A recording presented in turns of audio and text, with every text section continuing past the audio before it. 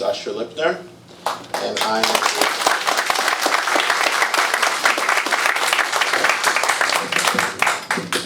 I am partners and the executive vice president of the Jewish Board of Advocates of Children. Our next speaker, I'm also a psychologist, and I hope that if we can all hold out a little longer to be able to address you as well about some of the psychological issues that come into play with why survivors suffer so much. As Rabbi Hecht so poignantly pointed out, there are psychologists who have started calling child sexual abuse soul murder, that it really can destroy somebody's life. Before I speak, I'd like to introduce someone who was a mentor to me, a psychologist from Long Island who has been working with frum people for many, many years, and he has more experience than I do, and I've learned a lot from talking to him. He's also an advocate. He also is not someone who takes his profession as just a 9-to-5 job. Before I introduce Dr. Salamon, I would like to say one thing as a psychologist. Listening to these stories brings out an impact in the listener. Psychologists call it secondary trauma. People who have gone through traumatic experiences, and if you sit and you listen to one after another, and we've been doing that all tonight, we've been all listening to stories and to the terrible effects. It's not fun. This is not a pleasurable evening. It can have a toll. And I know the evening's been long, and we have a little bit more to go. And it's very important, the parts that we have still. So I would like everyone just to take a deep breath, maybe even stand up for a minute if you feel you need to stretch. Because as we have a mitzvah to protect our children, we also have a mitzvah to protect ourselves and to take care of ourselves. And like I said, it's very difficult. So without further ado, I'm going to introduce our next speaker, Dr. Michael Salamon. He is not only a psychologist, but he does research and writes books. He's written a book on shidduchim. He is, right now, has authored a book on sexual abuse in the Jewish community. I want you to know that there are 3 such books coming out. If you would have told me that 5 years ago, I would not have believed it. But there are 3 books coming out now on the subject. Some of them are compilations. This one is written all by Michael. And he's also on the advisory board of Petach and on the board of directors of the Awareness Center. Please welcome Dr. Michael Salamon.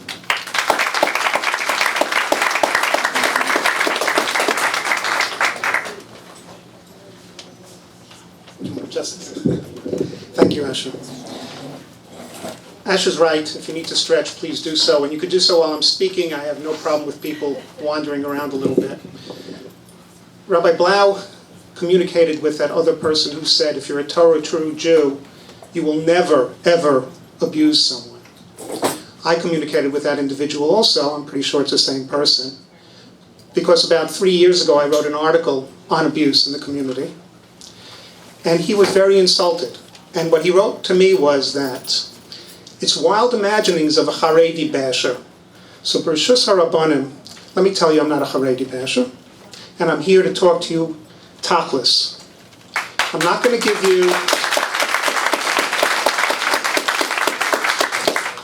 give you a long, drawn-out story about the psychological impact. We don't have time for that. But you should learn it. What I will do is try to give you an overview of some of the things you need to look out for.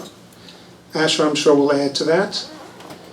Just one correction. The book is called Abuse, the new one that's coming out. It's not exclusively about sexual abuse, because people who sexually abuse do not just sexually abuse. They also are involved in domestic violence. They also physically abuse, and they always emotionally abuse too. Research. Tzvi Gluck mentioned something about research. I'd like to put a finer point on that. Just this morning, I got a call I was up very early this morning, almost about 4 o'clock. It's been a long day, but I got a call very early this morning that there was this child who was abused in Queens, in a store on Main Street, by a from child.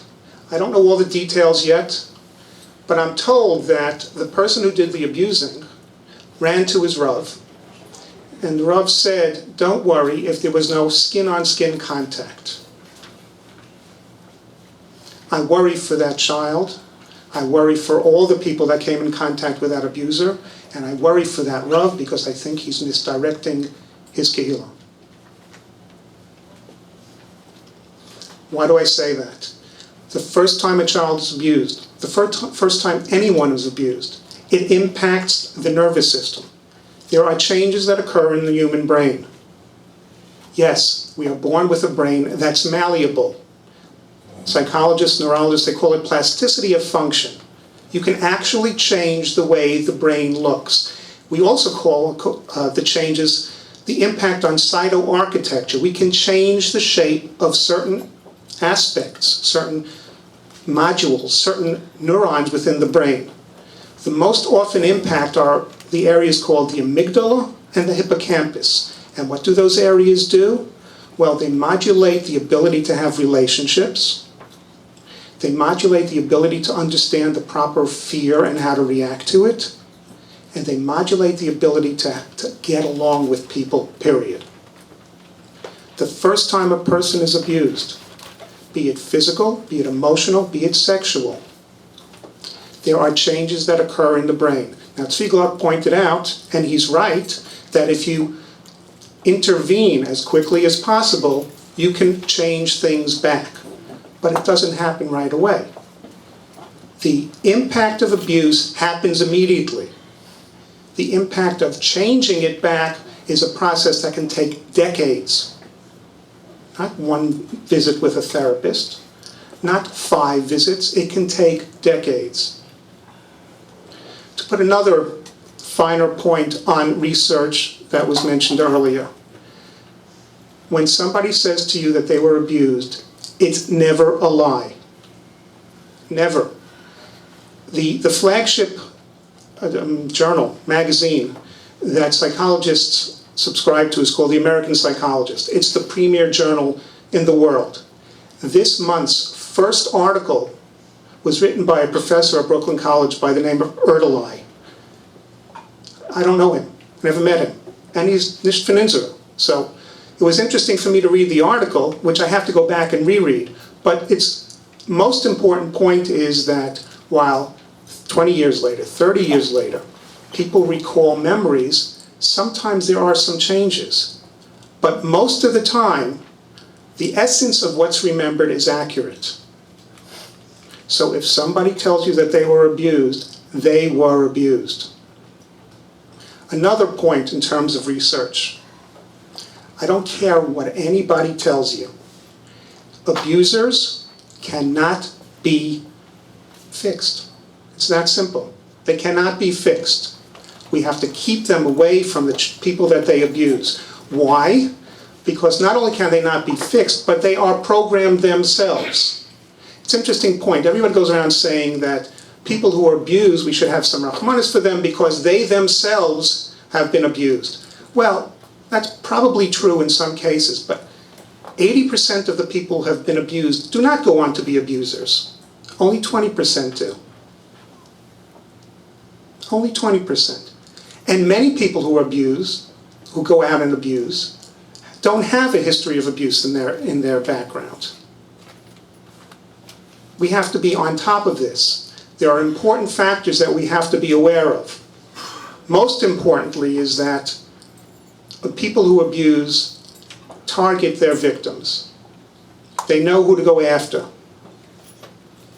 They groom them. That's the word we use. They teach them that they should devote themselves to the abuse. They teach them that they have to not tell anybody about it.